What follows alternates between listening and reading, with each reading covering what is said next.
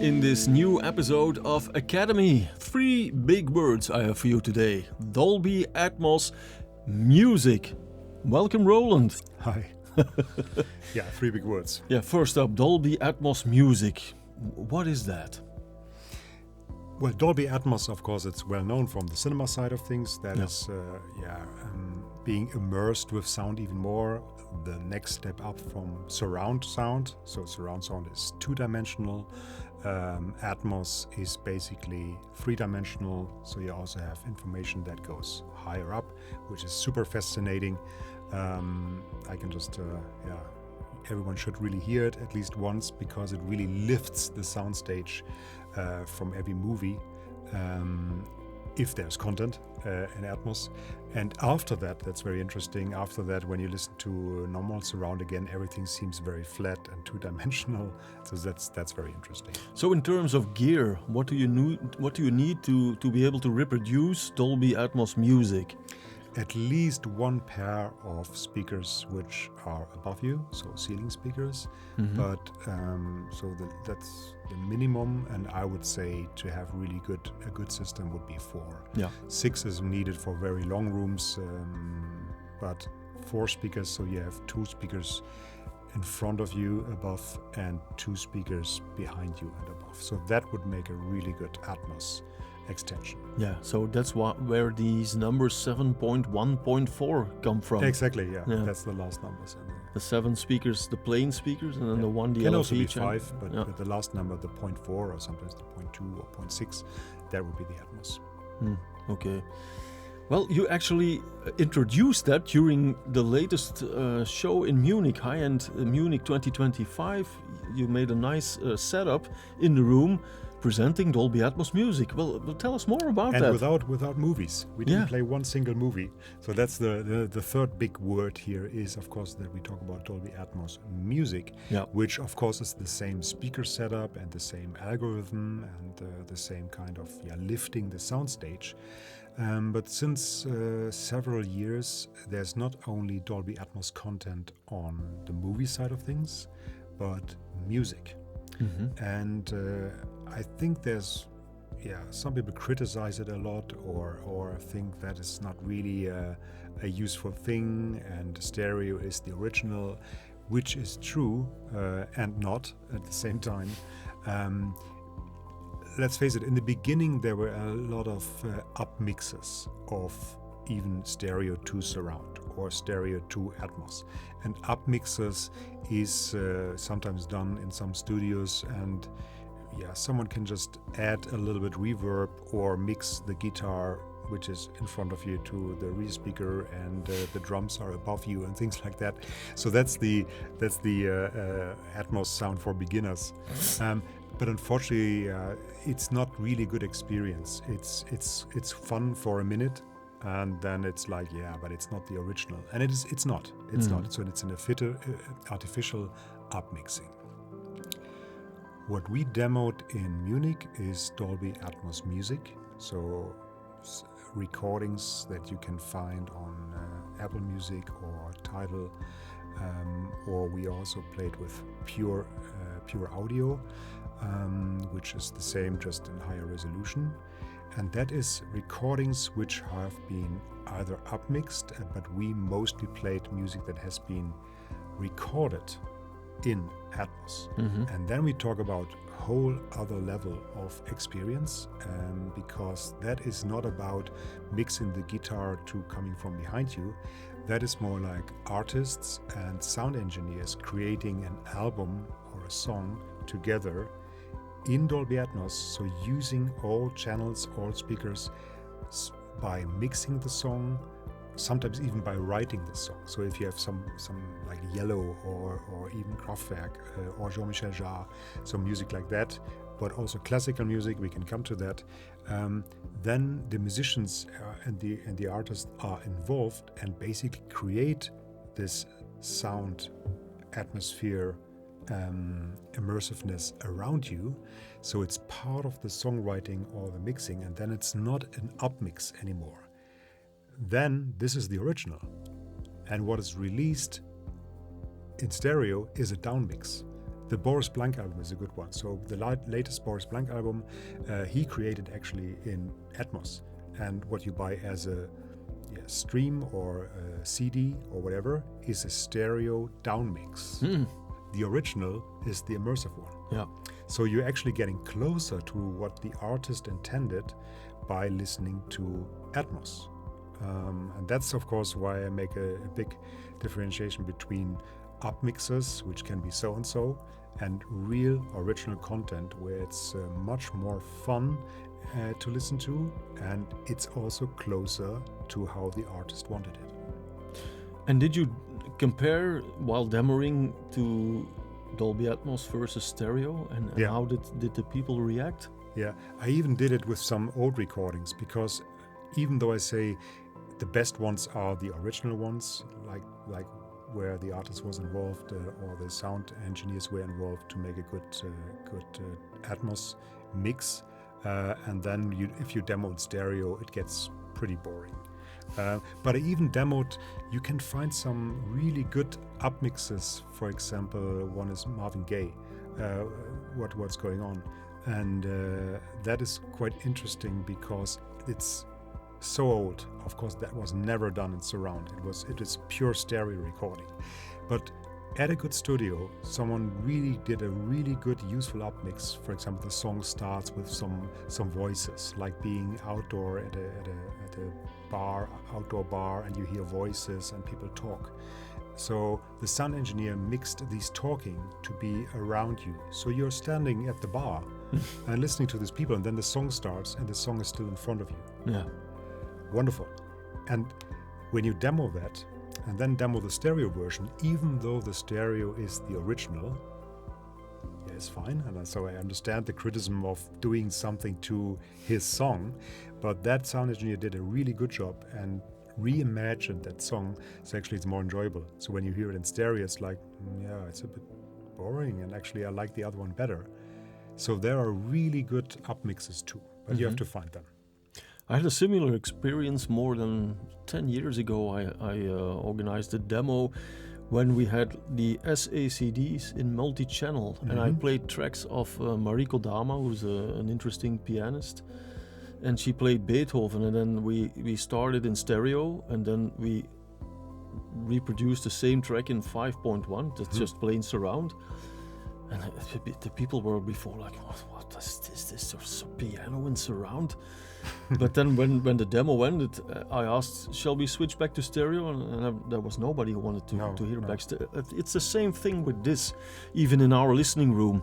And I don't listen to stereo anymore. It's just as simple as that, because you talk about original Dolby Atmos content. Of course, that's premium, but for me, it's not that necessary, because when you have a good stereo track and you put the Dolby Upmixer at work from the MP60, it does a wonderful job, and and it doesn't add instruments from the back or voices above your head. It just adds to the original recording venue, and you feel more engaged, more involved in the original recording space and what is going on, and the relation between everything that's going on there, and it makes it such a more immersive experience. And like you say, when you switch back to stereo, it's like 2D, it's in front of you, it's like it's 2D and everything happens between the speakers. It's boring. So kind of boring.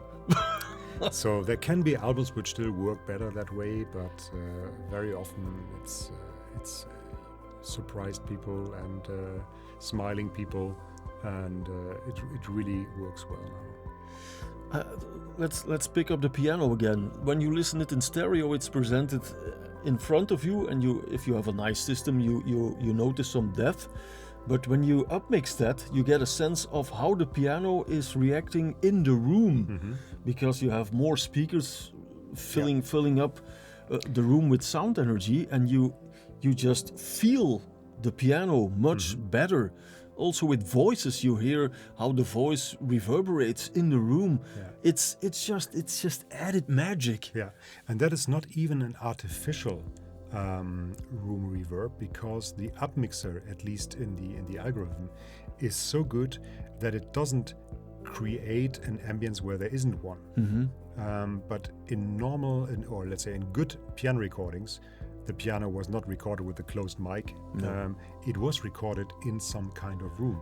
And the algorithm of these upmixer is so good that it picks out these little details and just kind of enlarges it. So it's not an artificial hall effect that you can do with any sound.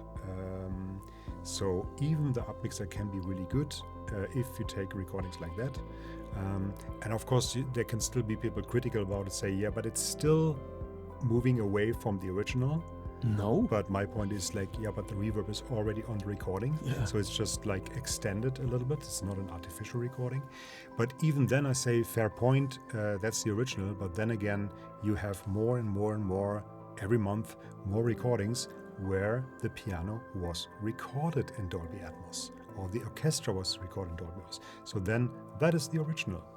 The reverb is not artificial. The reverb of the room, the ambience of the hall is real and not upmixed.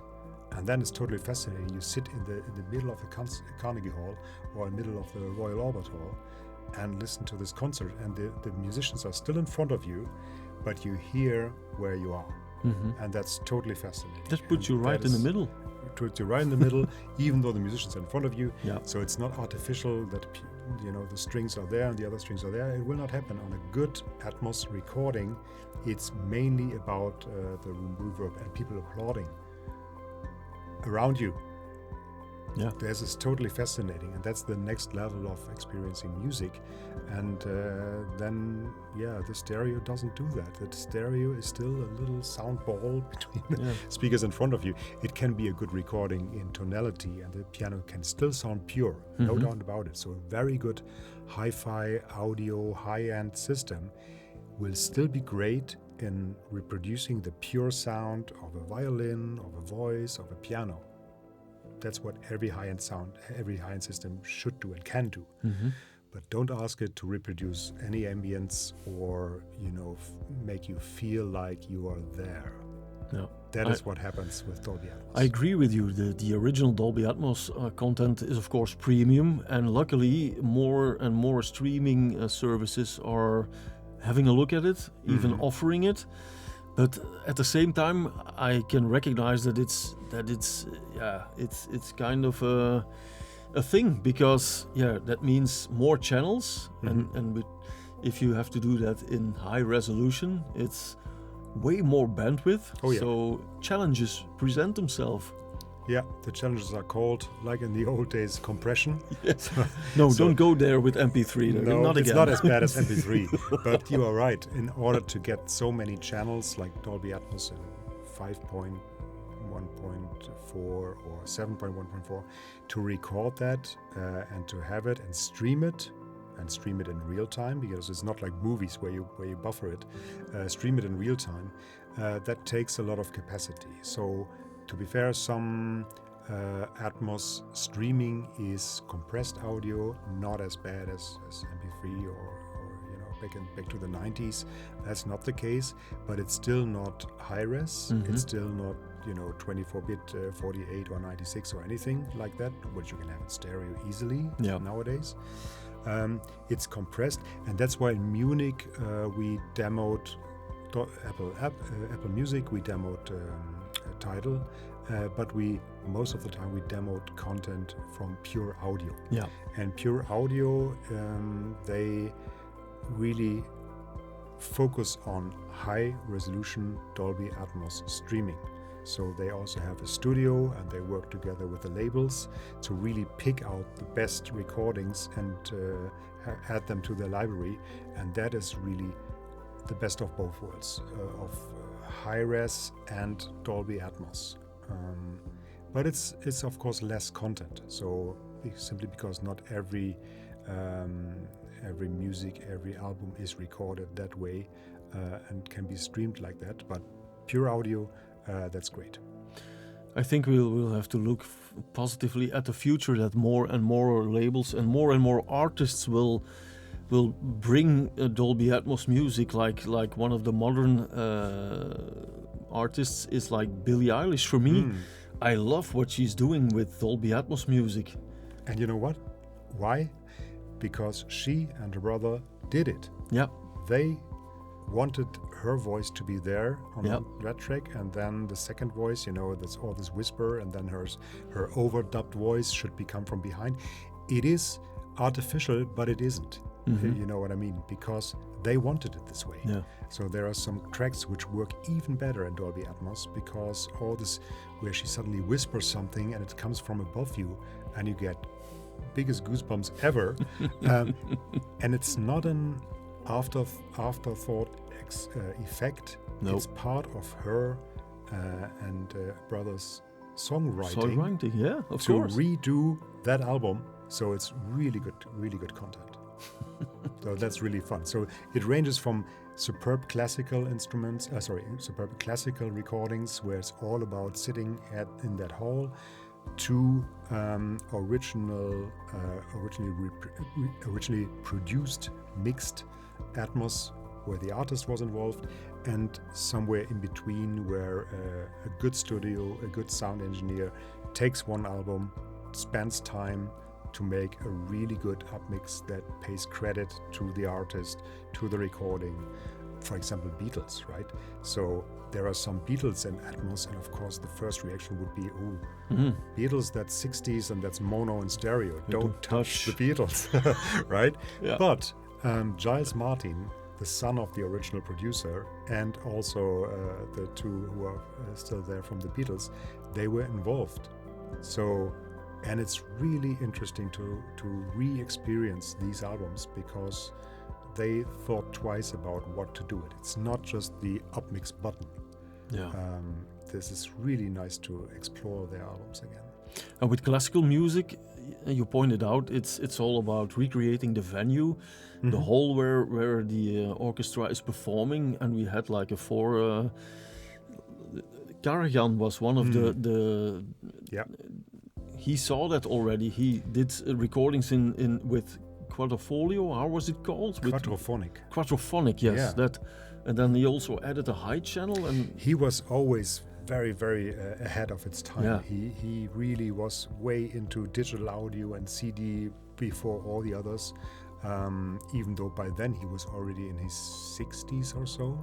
So we're most like, oh no, time to retire. He was always like, no, I want better quality, I want the purest sound, and I want room sound. I want room sound for the people at home. So he always pushed to record in quadrophonic. That is 4 speakers. yeah. So now we talk about Dolby Atmos in 7 point and 9.1.4. That was far from that. But back then, it was quite a technical adventure to have more than 2 speakers. Yeah. And that was 4 speakers to having 2 rear speakers. And his goal was that the listeners at home feel in the concert hall. And that's what he wanted anyway. And some sessions, for example, in Berlin and also in Vienna, they also added a microphone for height information. Yeah. Back then, no one could do anything with it. So it was on tape, first of all. So it was an extra channel stored, and no one did anything with it, because it was all about either stereo or mono or quattro. That was it. So no one really used that. And now some Karajan recordings, you can listen to them in Dolby Atmos using this extra channel that was stored for, 40 years or on the shelf. And now they can reproduce or can make an authentic Atmos track about it. So again, this is not artificial reverb or room information. That was captured by a microphone back then. Yeah. So suddenly Karajan he will be smiling in his grave now, he can have room sound for the people at home. Yeah. That's what he always wanted. So by that's why I always say it's not only an artificial thing, it is actually moving, and in best cases, moving closer to how the original was or how the artist always wanted it. Well, if you're not fired up with our enthusiasm about Dolby Atmos music, then I'm completely lost. So please, thanks for watching, and go explore Dolby Atmos music. You won't regret it. Take his word. Not a chance.